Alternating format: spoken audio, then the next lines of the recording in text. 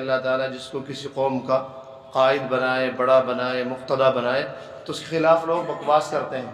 بعض لوگ، سب تو نہیں، الٹی سیدھی باتیں بھی کرتے ہیں، اس پہ الزامات بھی آتے ہیں. تو الزامات کی طرف اور بکواس کی طرف لوگوں کی پرواہ نہ کرے، ان سے اعراض کرے. وتوکل علی اللہ، اللہ پر بھروسہ رکھے. لیکن شرط یہ کہ صحیح نصب العین ہو، اخلاص کے ساتھ اللہ کے لیے محنت کر رہا ہو. تو پھر کیا ہوگا؟ وکفیٰ باللہ وکیلا، اللہ تعالیٰ کارساز بننے کے لیے کافی ہے. رخ صحیح ہو، نہج صحیح ہو، طریقہ صحیح ہو. اگر آدمی کے اندر یہ ہے چاہے تو پھر تو پوری دنیا مخالف ہو، سارا جہاں ناراض ہو، پرواہ نہ چاہیے، کچھ پرواہ نہیں، پرواہ نہ کرو بالکل بھی. سارا جہاں ناراض ہو، پرواہ نہ چاہیے، مد نظر تو مرضی جانا نہ چاہیے. اللہ تعالیٰ کی مرضی سامنے رکھو، مد نظر تو مرضی جانا نہ چاہیے. بس اس نظر سے دیکھ کر تو کر یہ فیصلہ، کیا کیا تو کرنا چاہیے، کیا کیا نہ چاہیے. اللہ تعالیٰ کی رضا کو سامنے رکھ کر دیکھو کیا کرنا ہے، کیا نہیں کرنا ہے. ساری دنیا کو چھوڑ دو، گولی مارو. اگر صحیح ہے مل گئے صحیح ہے، اگر نہیں مانتے تو کاٹ دو راستہ الگ الگ. یہ خواجہ عزیز الحسن مجذوب کیا شان ہے، بڑے شاندار. سارا جہاں ناراض، پرواہ نہ کرو، سمجھ کر اے خرد اس دل کو پابند علائق کر، یہ دیوانہ اڑا دیتا ہے ہر زنجیر کے ٹکڑے. اے عقل مندو، ہوشیارو، ذرا اپنی ہوشیاری کو سمجھ کے استعمال کرو. میرے اوپر نہ لاگو کرو اپنی ہوشیاریاں کہ کس طرح چلو گے تو دنیا سے کٹ جاؤ گے، شادی شریعت کے مطابق کرو گے خاندان والے ناراض ہو جائیں گے. ارے مارو گولی خاندان کو، ہمیں اللہ کو راضی کرنا ہے. سمجھ کر اے خرد اس دل کو پابند علائق کر، علائق یعنی علاقے، جڑ، یہاں کسی کی نہیں چلتی. یہ دیوانہ اڑا دیتا ہے ہر زنجیر کے ٹکڑے. اللہ جل جلالہ کی ذات مبارکہ جس کے سامنے ہو، دنیا اس کے سامنے ٹک سکتی ہے. برادری کیا حیثیت رکھتی ہے، قوم کیا حیثیت رکھتی ہے. ارے پوری دنیا مقابلے میں آ جائے. نبی اکرم صلی اللہ علیہ وسلم کے سامنے پوری دنیا تھی، لیکن کیا، وہ تو سید الانبیاء تھے. اور جو آج آپ کے غلام ہیں، حقیقی طور پر غلام، ان کا بھی یہی حال ہے. اللہ تعالیٰ ان کے دلوں سے بالکل دنیا کی ہیبت نکال دیتے ہیں. وہ بس شعرانہ زندگی جیتے ہیں، شعرانہ زندگی. افلا یتدبرون القرآن، یہ کیا یہ لوگ قرآن میں غور و فکر سے کام نہیں لیتے؟ وَلَوْ كَانَ مِنْ عِنْدِ غَيْرِ اللَّهِ لَوَجَدُوا فِيهِ اخْتِلَافًا كَثِيرًا، اگر یہ اللہ کے سوا کسی اور کی طرف سے ہوتا تو اس میں بکثرت اختلافات پاتے. اللہ تعالیٰ فرما رہے ہیں یہ لوگ قرآن میں غور و فکر کیوں نہیں کرتے؟ آخر کیا وجہ ہے؟ اگر قرآن میں غور و فکر کرتے تو انہیں معلوم ہو جاتا کہ قرآن اللہ کی کتاب ہے. افلا یتدبرون فرمایا، یقرؤون نہیں پڑھنا فرمایا. یقرؤون کے معنی عربی میں پڑھنے کے آتے ہیں. قرأ یقرأ پڑھنا، دبر یدبر تدبیر غور و فکر کرنا. اللہ تعالیٰ نے فرمایا افلا یقرؤون، نہیں فرمایا کہ پڑھتے نہیں، پڑھنا نہیں. افلا یتدبرون، غور و فکر کرتے ہیں. غور و فکر کریں گے تو نتیجے میں پہنچ جائیں گے. حضرات معارف القرآن میں لکھتے ہیں حضرت کہ اس آیت سے اللہ تعالیٰ نے تمام مسلمانوں کو قرآن میں غور و فکر کرنے کی دعوت دی. کیا ہو قرآن میں غور و فکر کرو، لیکن غور و فکر کے درجات الگ الگ ہیں. لہذا یہ نہیں سمجھنا چاہیے کہ بھائی قرآن میں غور و فکر کرنا صرف اماموں کا کام ہے، مجتہدین کا کام ہے، بڑے بڑے علماء کا کام ہے. اللہ تعالیٰ تو سب کو کہہ رہا ہے کہ بھائی قرآن میں غور و فکر کرو، لیکن ذرا سمجھیے، آپ لائن سے نہ اتریے. غور و فکر کے درجات الگ الگ ہیں. غور و فکر کا ایک درجہ ہوتا ہے ایسے علماء کے لیے جو علماء راسخین ہیں، علماء متقین ہیں، بڑے بڑے علماء، جبال علم، ہر وقت ان کے سینوں میں علم کا ایک دریا بہتا ہے. ان کا فکر و تدبر قرآن سے مسئلے نکالتا ہے. جب وہ غور و فکر کرتے ہیں تو ایک آیت سے کئی ہزار مسائل نکال دیتے ہیں. امام شافعی رحمۃ اللہ علیہ رات کو لیٹے، امام احمد بن حنبل کے یہاں، یہ کسی کے یہاں، تو ان کی لڑکی نے لوٹا وغیرہ رکھ دیا تہجد کے لیے. امام احمد بن حنبل کے یہاں یا امام احمد بن حنبل امام شافعی کے یہاں، جو بھی مسئلہ رہا ہو ان دونوں اماموں سے، تو جن صاحب کے یہاں رکے تھے امام شافعی، ان کی بیٹی نے لوٹا رکھ دیا ان کے لیے وضو وغیرہ کے لیے. رات کو تہجد میں اٹھیں گے سب. اب کھانا وغیرہ بھی کھلایا تو حضرت نے کھانا بھی خوب کھایا ڈٹ کے. اب رات کو کیا نام لوٹا بھی جو کا تو رکھا تھا. اب صبح کو جب دیکھا ان کی بچی نے، کہنے لگی حضرت یہ کیسی امام ہے، مجتہد وقت ہے. امام شافعی رحمۃ اللہ علیہ کوئی معمولی امام ہے؟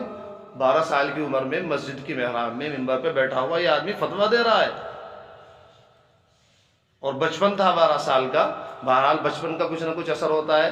تو 2 چڑیا آپس میں لڑتی ہوئی گر گئی ان کے پاس، تو امامہ اتار کے ان کے اوپر رکھ دیا. تھوڑی بچپن کی شرارت بھی ہوتی ہے۔ اب جو محاضرین موجود تھے کہ اتنا بڑا امام شافعی 12 سال کی عمر میں فتویٰ دے رہا، اور یہ حرکت کے امامہ رکھ دیا اتار کے چڑیوں کے اوپر، اب فوراً حضرت کو منکشف ہو گئی، کشف ہو گیا کہ اچھا یہ لوگ یہ سوچ رہے، کہنے لگے کہ الصبی صبی، بچہ بچہ ہی ہوتا ہے، ولو کان ابن نبی، اگرچہ نبی کا لڑکا ہے، کچھ نہ کچھ اس میں ہوتی ہے بچوں والی بات، یہ تھوڑے کہ آپ اس کو اسی درجے پہ تولیں گے۔ تو امام شافعی رحمۃ اللہ علیہ نے رات کو وضو بھی نہیں کیا۔ اب ان کی اہلیہ لڑکی نے، امام احمد بن حنبل کی لڑکی نے شکایت کی، کیسے امام ہے، کھانا تو ایک تو کھانا خوب پیٹ بھر کے کھایا، جتنا کھانا بھیجا تھا سبھی کھا لیا، حالانکہ جو لوگ رات کو جاگنے کی کوشش کرتے ہیں وہ تھوڑا کم رکھتے ہیں، اور دوسرے تہجد کے لیے لوٹا رکھا تھا، جو کا تو رکھا ہے، وضو بھی نہیں کیا۔ امام احمد بن حنبل نے حضرت سے فرمایا کہ حضرت میری بیٹی ہے، کہنے لگے وہ اصل میں کھانا بہت حلال پاکیزہ، ایسا کھانا کبھی کبھی ملتا ہے، میں نے سوچا بس جتنا کھانا ہے آج کھا لو، اس قدر نورانیت پیدا ہو رہی، لہٰذا میں نے خوب کھایا، اور اس نورانیت کا صلہ یہ ملا کہ ساری رات نیند نہیں آئی۔ اب ایک قرآن کی آیت میں غور و فکر کرتا رہا، میں نے اس میں سے 70 مسئلے نکالے قرآن کی ایک قرآن کی آیت میں سے، اس لیے سو نہیں پایا تو وضو کیسی، لہذا اٹھا تہجد کی نماز پڑھ لی۔ تو یہ فلا یتدبرون، تو جو علماء راسخین ہوتے ہیں وہ قرآن میں غور و فکر کرتے ہیں، اس سے مسئلے نکالتے ہیں۔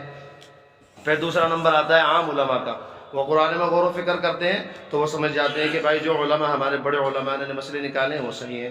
تیسرا نمبر آتا ہے عوام کا، عوام جب قرآن میں غور و فکر کرتے ہیں، تدبر کرتے ہیں، تو ان کے دلوں میں اللہ کی محبت، اللہ کی عظمت، اللہ کی بڑائی، آخرت کی فکر، جنت کا شوق، جہنم کا خوف بڑھتا ہے، جو اصل کامیابی کا مدار ہے۔ تو یہ تینوں درجات ہیں۔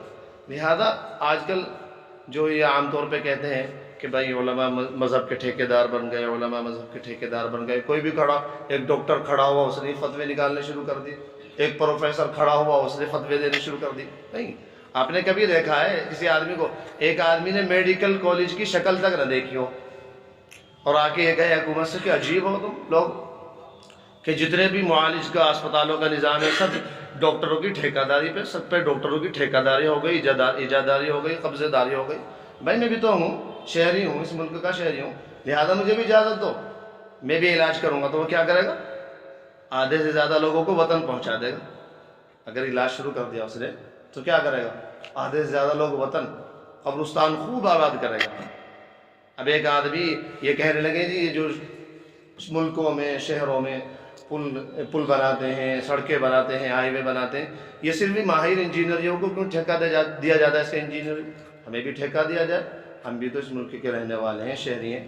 تو کیا کہا جائے؟ بالکل آپ کی رائے صحیح ہے، لیکن آپ پہلے یہ فن حاصل تو کر لیجئے، پہلے علم حاصل تو کر لیجئے۔ اسی طرح جو لوگ کوئی بھی آ کے قرآن کے بارے میں رائے دے دے، کیا صرف قرآن اور سنت کا علم ہی ایسا اللہ وارث رہ گیا؟ کوئی بھی پروفیسر کالج کا کھڑا ہوگا بولنا شروع کر دے گا، کوئی بھی ڈاکٹر کھڑا ہوگا بولنا شروع کر دے گا، اسے عربی کی الف بے تک نہیں پتہ ہے، اپنی رائے دینا شروع کر دے گا۔ ذرا آپ علاج کروا کے دیکھیے کسی عام آدمی سے، کبھی علاج کرایا ہے کسی عام آدمی سے؟ رکشے والا جا رہا کہ آ جاؤ ڈاکٹر صاحب علاج کر دو میرا، اسی طرح کسی سے مسئلہ پوچھ لیا، اللہ عجیب حالت ہے، اللہ معاف کرے، عجیب عجیب لوگ ملتے ہیں جی، یہ اور وہ اور فلانا۔ صاحب کہنے لگے کہ ایک صاحب مجھے ملے تھے، فلاں صاحب یہ تھے وہ تھے، اور انہوں نے کہا تھا کہ ان مولویوں کے چکر میں نہ پڑیو اور جو ہے بس حدیث پہ عمل کرتے رہیو۔ سبحان اللہ، اللہ اکبر، ماشاء اللہ، قابل مبارکباد۔ ایک لائن دے دوں گا ابھی عربی کی، حدیث کی، قیامت تک ٹکرے مارتے رہو گے، حل کر کے دکھا دو ذرا۔ عربی کی الف بے، ایک آیت کا ترجمہ نہیں کر سکتے تم، اور کہہ رہا ہو کہ حدیث پہ عمل کریں گے؟ دماغ خراب ہے کیا؟ عمل کرو گے تم؟ بتاؤ ذرا ہمیں، بتائیے۔ ایک عام آدمی بولتا ہے کھڑا ہو کے کہ نہیں علماء کچھ نہیں، مفتیان کرام کچھ نہیں، یہ مولویوں نے فرقوں میں بانٹ رکھا ہے۔ بھائی دیکھیے میں وہی، کچھ علماء ہوتے ہیں سب کے، کچھ علماء ایسے بھی ہوتے ہیں جو غلط رویے پہ چلتے ہیں، لیکن سب کے، اکثر لوگ سب کے بارے میں باتیں کرتے ہیں۔ علماء حقا کی میں بات کر رہا ہوں، جو علماء غلط ہیں یا غلط راستے پہ چل رہے ہیں وہ تو اس بات سے خارجی ہیں۔ تو یہ بتائیے، اب ایک آدمی عربی کے ایک لائن حل نہیں کر سکتا، یہ اس سے یہ ایک آیت دے دیجیے اسے، من یطیع الرسول فقد اطاع اللہ ومن تولی فما ارسلناک علیہم حفیظا، لکھ کے دے دو، لو جی اس کو حل کرو، انشاءاللہ موت آ جائے گی اس کی غور و فکر کرتے کرتے، کبھی نہیں حل کر سکتا۔ ہاں یہ کہ کسی عالم سے پوچھ لے یا کسی طرح اور پڑھنا لکھنا جان لے تو حل کر سکتا ہے. تو بتائیے ایسے ایسے لوگ رائے دیتے ہیں. بھائی ایک ڈاکٹر صاحب ہیں بہت ماشاءاللہ دین کا کام بھی انہوں نے کرا، ان کی خدمات قابل ہیں، مبارکباد ہیں، انہوں نے لوگوں کو اسلام میں داخل کیا. بہت ان سے اختلاف یہی ہے کہ آپ مسئلے بیان کرتے کیوں ہیں؟ آپ کام یہ کر رہے ہیں ماشاءاللہ کہ دین اسلام میں لوگوں کو داخل کر رہے ہیں، بہت مبارک خدمت ہے، لیکن میرے نزدیک 3 طلاق ہے، 1 طلاق ہے. بھائی آپ کی اہمیت کیا ہے؟ آپ نے کہاں سے قرآن کا علم سیکھا؟ حدیث کا علم کہاں سے سیکھا؟ اگر شیخ زکریا نے، یعنی وہ تو شیخ زکریا کی بات بتا، وہ تو سب علماء نے 12 علوم لکھے ہیں کہ 12 علوم میں مہارت چاہیے جب آدمی قرآن سے مسئلے مسائل نکال سکتا ہے. 12 علوم میں مہارت. تو یہ میں نے فرمایا، اللہ تعالیٰ فرما رہے ہیں قرآن میں غور و فکر کرو. تو لہذا عوام کا غور و فکر یہی کہ اللہ تعالیٰ کی عظمت ان کے دل میں بڑھے گی. وہ یہ نہیں کہ، بلکہ حضرت معارف القرآن میں لکھا ہے کہ بہتر یہ کہ کسی عالم سے تفسیر پڑھیں فردن فردن. اگر ایسا نہ ہو تو کوئی معتبر تفسیر پڑھ لیں. تو یہ افلا یتدبرون القرآن، یہ لوگ قرآن میں غور کیوں نہیں کرتے؟ ولو كان من عند غیر اللہ لوجدوا فيه اختلافا کثیرا، اگر یہ اللہ کے سوا کسی اور کی طرف سے ہوتا تو اس میں بکثرت اختلاف پاتے. وہ ایک حکیم صاحب جب بھی قبرستان کے سامنے کو گزرتے تھے تو ایسے کر لیتے تھے. اب جو مریدین متعلقین تھے بہت پریشان کہ حضرت یہ کیا معاملہ، اب جب بھی قبرستان سے گزرتے ہیں ایسا کر لیتے ہیں. کہنے لگے وہ اصل میں یہ بستی میری آباد کی ہوئی ہے. اب لوگ میرے پاس آتے تھے، میرے پہ معمولی سا علم تھا، زیادہ علاج ولاج تو جانتا نہیں تھا، میں دوا دے دیتا، اکثر لوگوں کو میں نے قبرستان پہنچا دیا. تو عام آدمیوں کا حال یہ ہوتا ہے، اگر عام لوگوں سے آپ مسئلہ مسائل پوچھو گے العیاذ باللہ تو ایمان تک ہمارا خطرے میں چلا جائے گا. وہ مثال مشہور ہے تو بالکل صحیح واقعی کہ نیم حکیم خطرہ جان اور نیم مولوی خطرہ ایمان. تو لہذا ہر کسی کو یہ معتبر سمجھ لینا. مسجد ایک امام صاحب ہیں بیچارے، قاری صاحب ہیں، عام آدمی ان سے مسئلے پوچھ رہے ہیں، قاری صاحب بھی بتا رہے ہیں، کیونکہ اگر منع کریں گے کہ مجھے معلوم نہیں تو بھائی میری اس میں آدمی سبکی محسوس کرتا ہے.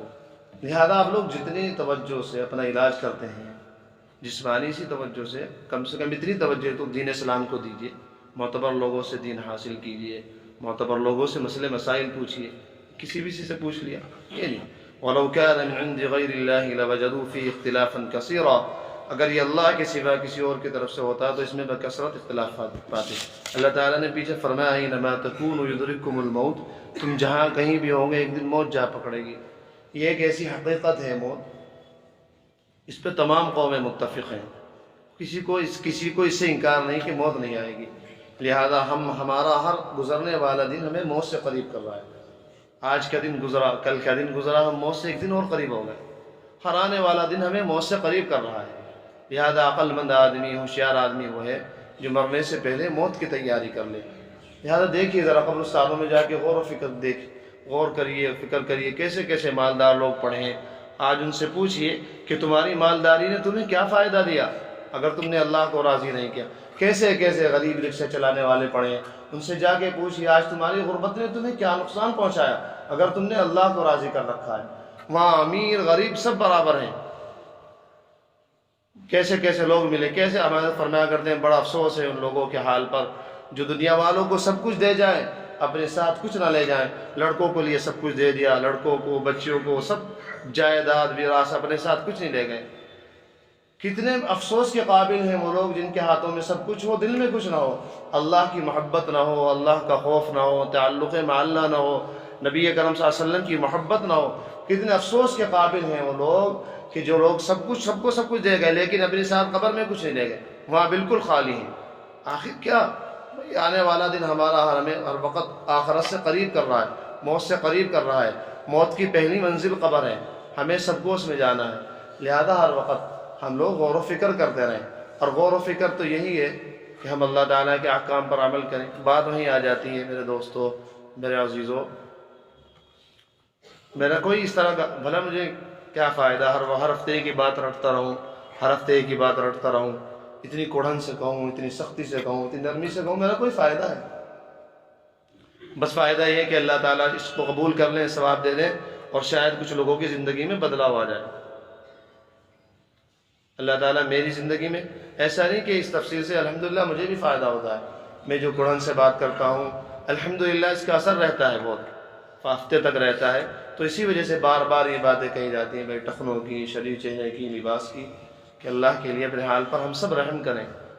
ہمارے حضرت فرمایا کرتے ہیں کہ مرض تو اس وقت کالرے کا چل رہا ہے، اور کوئی آدمی دوائی دوسری دینے لگے تو وہ بتاؤ طبیب معالج خائن ہے یا نہیں خیانت دار؟ اس وقت امت میں مرض یہ ہے کہ گناہوں کو گناہ نہیں سمجھ رہے ہیں، بڑے بڑے گناہوں کو نگل چکے ہیں، بڑے بڑے نگاہوں کو کھا کے ڈکار تک نہیں لیتے، اور ہم دوائی ایسی عام دیتے رہے۔ ہمارے حضرت کو ایک حضرت کے امریکہ میں خلیفہ تھے، لکھا تھا کہ حضرت میں یہاں داڑھی کا بیان کرتا ہوں، ٹخنوں کا بیان کرتا ہوں، بد نظری کا بیان کرتا ہوں، تو ایک صاحب نے مجھ سے کہا نا ابھی یہ بیان نہ کرو، لوگ ذرا نئے نئے ہیں، لوگ منتشر ہو جائیں گے۔ حضرت نے جواب دیا تھا کہ نہیں، بے وقوف ہے وہ آدمی، اور جو زباں میری دل کی، میرے درد دل کی ترجمہ نہیں، وہ زباں میری زباں نہیں۔ آپ ڈٹ کے مضامین بیان کیجئے تاکہ لوگوں سمجھیں، لوگوں کو عقل آئے۔ شاید ہماری بات سے ایک آدمی بھی ہدایت پہ آ گیا تو ہمارے لیے نجات کے کافی ہے۔ یعنی ہمارا وقت دیکھیے، ہمارا وقت کس طرح گزر رہا ہے۔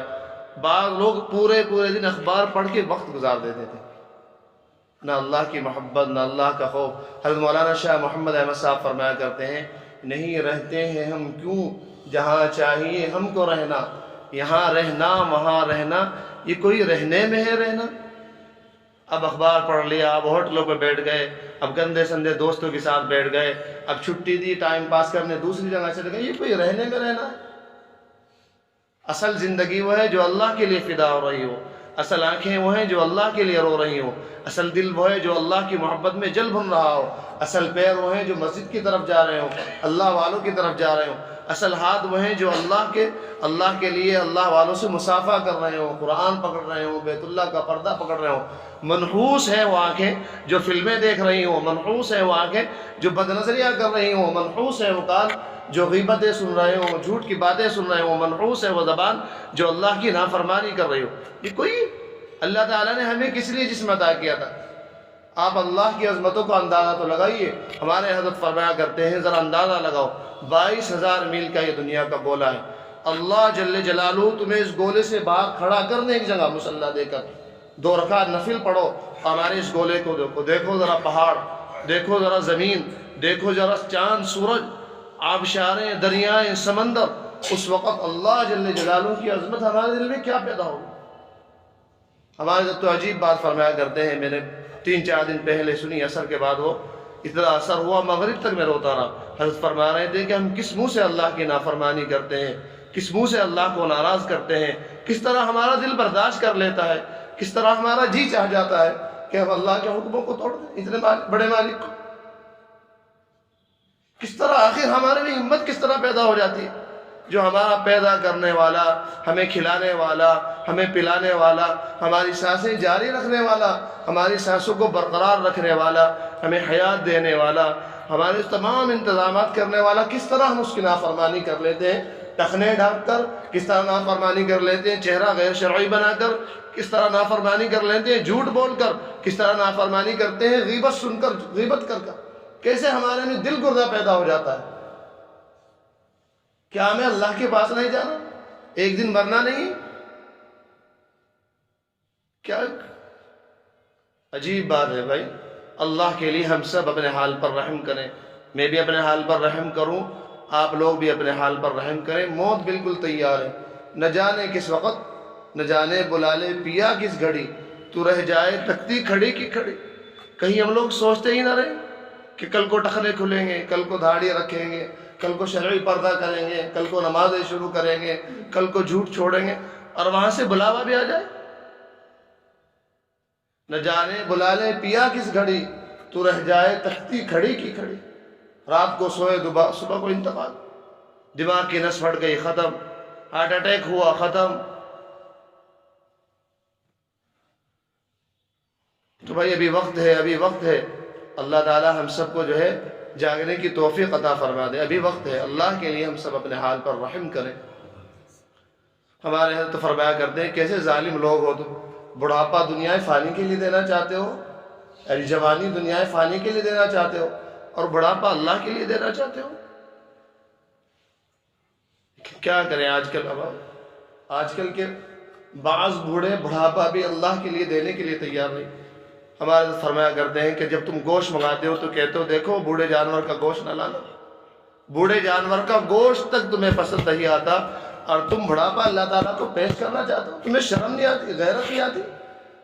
ارے جوانی اللہ تعالیٰ کو پیش کرو، جوانی اللہ تعالیٰ پر فدا کرو۔ اگر اب بڑھاپا بھی ہم پیش نہ کر سکے تو پھر کیا بتائیے؟ اگر بڑھاپے بھی اللہ تعالیٰ کے احکام اور قوانین پر عمل نہ ہوا تو پھر کیسی زندگی؟ اس زندگی سے مر جانا بہتر ہے۔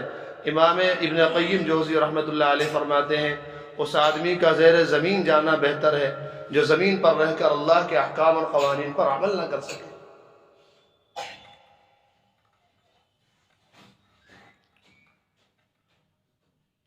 غور و فکر کرو اپنے بارے میں، اللہ مجھے بھی غور و فکر کرنے کی توفیق، روزانہ غور و فکر کیجیے۔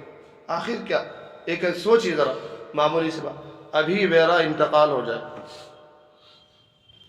جمعے میں اعلان ہو جائے، ابھی عصر کے وقت دفن کر دیا جائے، تو میرے پاس کیا ہے اللہ کو دکھانے کے لیے؟ خدا کی قسم میرے پاس تو کچھ بھی نہیں ہے۔ کیا ابھی عصر کے وقت میں قبر میں پہنچ جاؤں اور اللہ جل جلالہ کہیں بتاؤ کیا لائے، کیا ہے دکھانے کے لیے؟ کچھ وعدے ہیں میں اپنے پاس؟ نہ ابھی تک لباس صحیح ہوا، نہ چہرہ صحیح، کیا دکھائیں گے ذرا؟ یہ ہم اطمینان میں بیٹھے ہیں کہ موت ہماری بہت دیر میں آئے گی۔